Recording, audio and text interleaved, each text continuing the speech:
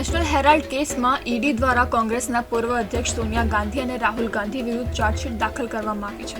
આ કેસના અનુસંધાને અને કોંગ્રેસના વ્યાપક ભ્રષ્ટાચારના વિરોધમાં ભરૂચ જિલ્લા ભાજપ દ્વારા વિરોધ પ્રદર્શન કરવામાં આવ્યું હતું। કોંગ્રેસ કાર્યાલય નજીક જ વિરોધ પ્રદર્શન કરવામાં આવ્યું હતું। ભાજપના આગેવાનો અને કાર્યકરોએ પુતળા દહનનો પ્રયાસ કર્યો હતો, જોકે પોલીસે આ કાર્યક્રમ નિષ્ફળ બનાવ્યો હતો।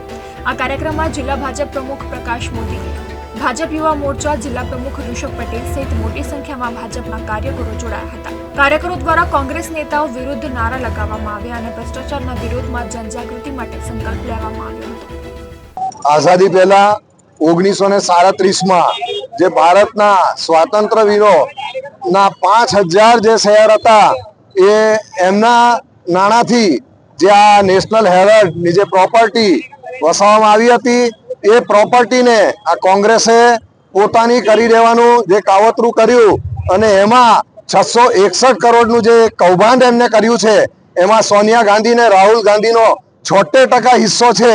તો આ કઈ રીતે એમને આ કૃત્ય કર્યું અને એના માટે ઈડીએ એમની પૂછપરછ કરેલી છે અને એમાં આ લોકો દોષિત જણાતા 15 એપ્રિલ 2025ના રોજ એમની સામે ચાર્જશીટ પણ દાખલ કરવામાં આવેલી છે।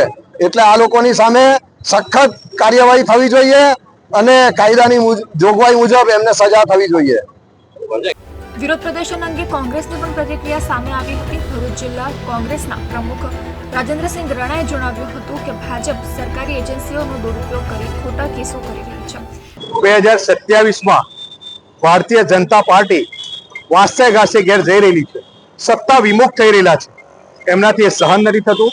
ત્યારે ઈડી પીડી ખોટા કેસો કરી અને જે દબાવવાનો પ્રયત્ન કરી રહ્યા છે, કોંગ્રેસના કાર્યકરથી લઈને નેતાઓનો જે ઉત્સાહ છે અને એ ઉત્સાહને દબાવવાનો પ્રયત્ન કરી રહ્યા છે, ખોટા કેસો કરીને કરી રહ્યા છે, એમાં હું અને મારા સાથી કોંગ્રેસ પરિવારજનો ભરૂચ જિલ્લા એને વખોડીએ છીએ।